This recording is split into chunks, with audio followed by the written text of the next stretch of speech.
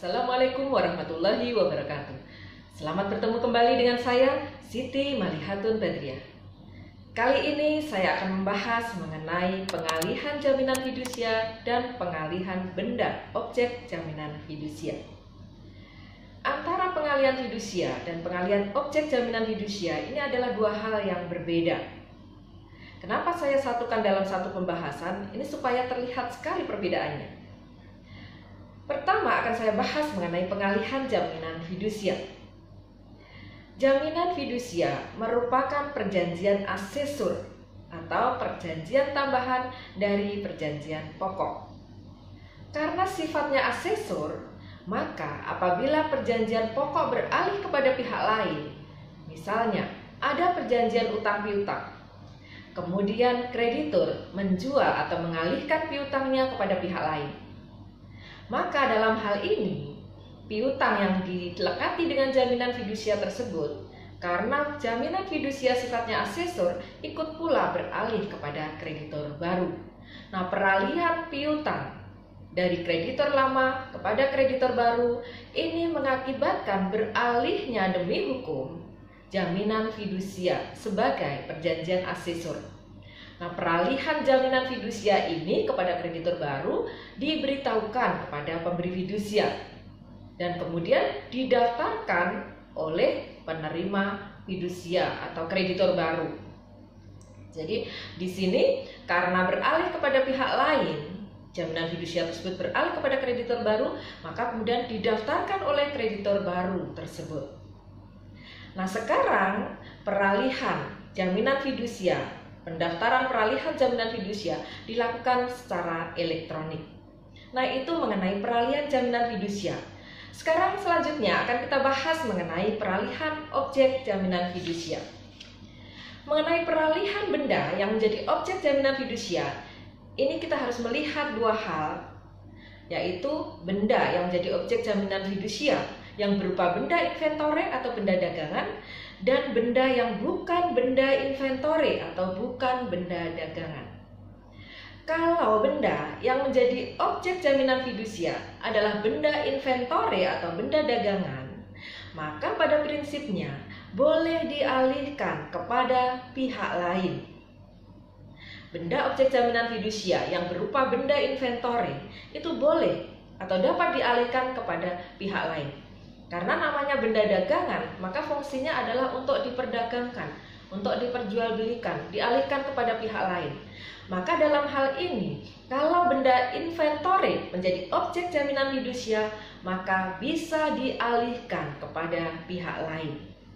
Dan dalam hal ini, pengalihan objek jaminan kepada pihak lain ini, si pembeli objek jaminan tersebut bebas dari tuntutan, asalkan dia membeli dengan harga pasar. Dan pengalihan benda yang merupakan benda inventore ini harus diganti dengan objek yang setara. Jadi harus ada penggantian objek jaminan fidusia dengan objek yang setara. Nah, setara nilainya ya. Bukan harus sama persis karena bendanya sudah dialihkan, namun benda yang setara. Nah, kemudian selanjutnya, bagaimana kalau bendanya ini bukan benda inventore? Kalau bendanya bukan benda inventore, maka dilarang untuk dialihkan kepada pihak lain, kecuali ada persetujuan tertulis dari penerima fidusia.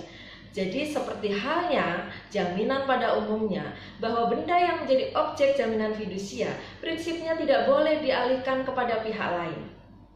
Di dalam jaminan fidusia pun, kalau bendanya bukan benda inventore, maka dilarang untuk dialihkan kepada pihak lain.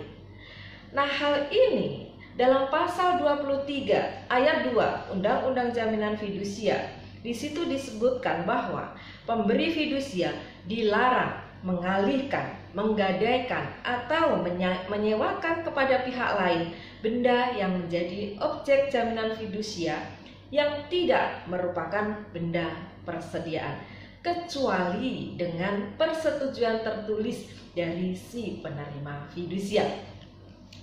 Jadi prinsipnya tidak boleh dialihkan kalau bendanya bukan benda inventory.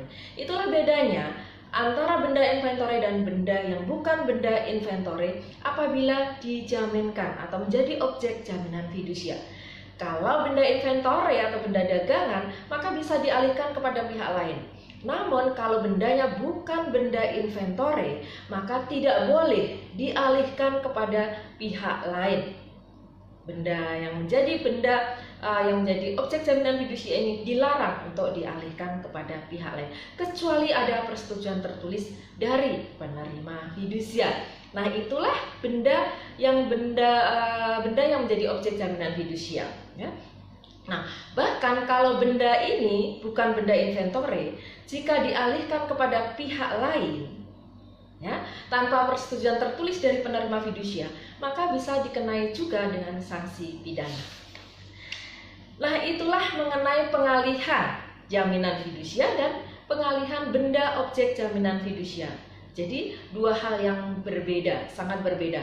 Meskipun seringkali orang merancukan ini. Oleh karena itu kenapa saya membahas dua hal ini secara bersamaan, dalam satu video ini, supaya terlihat sekali jelas bedanya antara pengalihan benda fidusia dan pengalihan jaminan fidusia.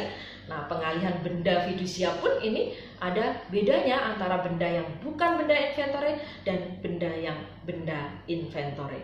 Demikian apa yang bisa saya sampaikan mengenai mengenai benda objek jaminan fidusia apabila dialihkan dan pengalihan jaminan fidusia.